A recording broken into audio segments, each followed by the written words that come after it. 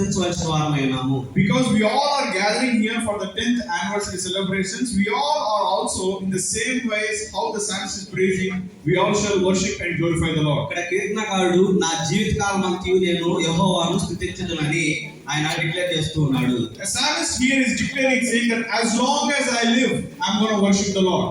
ఈ రోజు మనందరం కూడా మన జీవితాల్లో ఈ యొక్క రోజే కాకుండా ప్రతిరోజు కూడా దేవుణ్ణి స్తుతించడానికి మనం కమిట్మెంట్ చేసుకోవాలి. So as we all are living in this world, not just for this day, but all the days of our life, we all also should worship and glorify the Lord. ఎందుకు దేవుని మనము స్తుతించాలంటే, why we have to praise the Lord? ఇక్కడ మనం 6వ వచనం చూస్తున్నట్లయితే you can see the 6th verse. ఆయన ఆకాశమును భూమిని సముద్రమును దానిలోని సర్వమును సృజించిన వాడు, ఆయన ఎన్నడూను మాట తప్పని వాడు. Which he has made the heaven, earth, the sea and all that therein, which keepeth truth forever. ఎందుకు మనం దేవుని స్తుతించాలంటే, why we have to praise the Lord? ప్రభు సృష్టించి ఉన్నారు. Because he is the creator, we have to worship the Lord. ఆయన ఎప్పుడు కూడా మాట తప్పని వాడు. And our God is a God who is a promise keeping God. ఇక్కడ 3వ వచనం చూస్తున్నట్లయితే you can see in the 3rd verse, రాజుల చేతనైనను నరుల చేతనైనను రక్షణ కలుగదు. he is saying that put not your trust in the princes, not the son of man, and our help doesn't come from them. వారు నమ్ముకొనగాకండి, వారి ప్రాణము వెడలిపోవును, వారు మట్టి పాలగుదురు. Bible is making very clear that don't trust these princes or their horses, because they are going to vanish one day. మరి ఇక్కడ మనం చూసుకున్నట్లయితే మనము ఆరాధించవలసిన దేవుడు ఎప్పుడు కూడా మాట తప్పని దేవుడై ఉన్నాడు. So we all have to acknowledge that our God is a promise keeping God.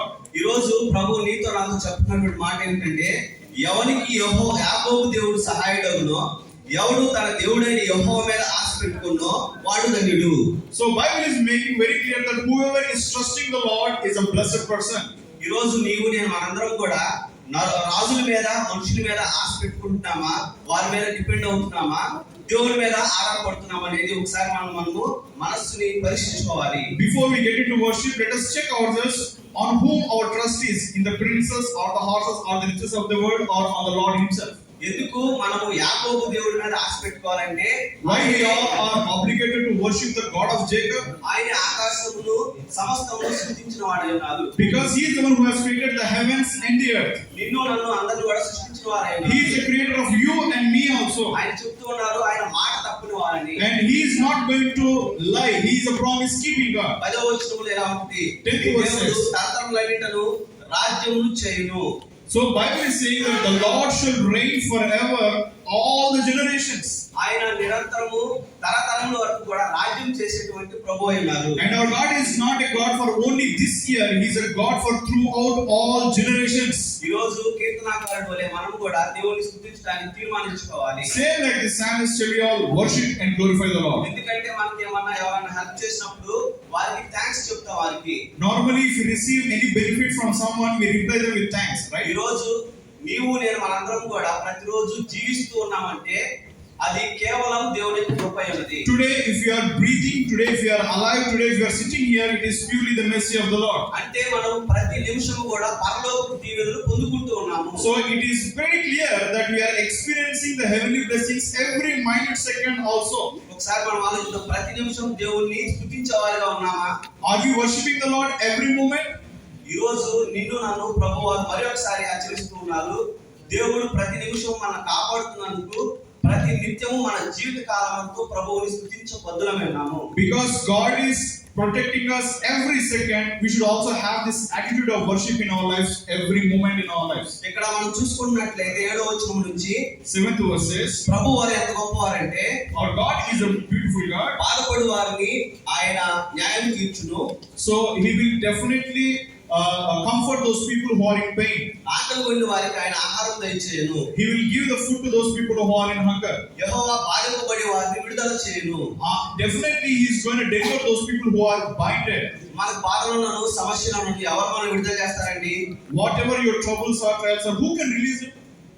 మనల్ని కేవలం దేవుడు తప్పితే ఎవరు కూడా విడుదల దయచేయలేరు. Unless it is our Lord, no one else can deliver you. Bible గ్రంథంలో మరి చెరసాలలో వేయబడినటువంటి పౌలు శీల మనం చూసుకున్నట్లయితే, you can see the example of Paul and Silas when they were in the prison. వారు చేసింది ఒకటే చేశారు. వారు they did only one thing. వారు స్తుతి చేశారు, they praised the Lord, స్తుతి చేయటం వల్ల బంధకాల నుంచి విడుదల దయచేయబడింది. and that praise has delivered them from the bondage. ఈ రోజు నీవు నేను మనందరం గుర్తుపెట్టుకోవాల్సింది ఏమిటంటే, As you are going to worship tonight, మనము చేసేటువంటి స్తుతి అనేటువంటిది the worship what we are doing today, మన స్థితిని మార్చింది. it is going to change your position tonight. మనం చేసేటువంటి స్థుతి అనేటువంటిది The worship that what we are going to మన do, యొక్క స్థితిని మార్చింది. it will change your complete position in your ఆ life. రోజు పౌలు శీలకు ఏ విధంగా అయితే బంధకాల నుంచి విడుదల దయచేయబడిందో, The God who delivered Paul and Silas from the prison, ఈ రోజు మన మధ్య కీర్తనకారుడు చెప్తున్నటువంటి ఆ ప్రభువారు and the same God is with us today, this evening. నీతో నాతో చెప్తూ ఉన్నారు,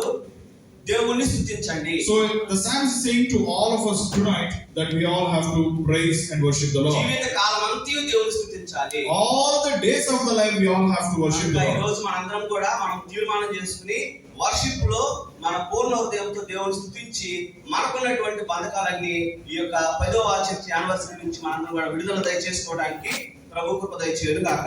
Amen. So today, as we are going to worship the Lord, may God deliver us from all the bondages and from all the prisons, and God shall give us the release, and we shall worship the Lord all the days of our life. మరి ఈ అవకాశం ఇచ్చినటువంటి సంఘాపరి pastor హానోకయ్య గారికి ఇప్పుడు వచ్చిన మీ అందరికి కూడా ప్రభు నామమున వందనాలు. Thank you very much. Shall you rise up for the praise and worship, please? అందరూ కూడా లేచి నిల్చుకుందాం. కొద్దిగా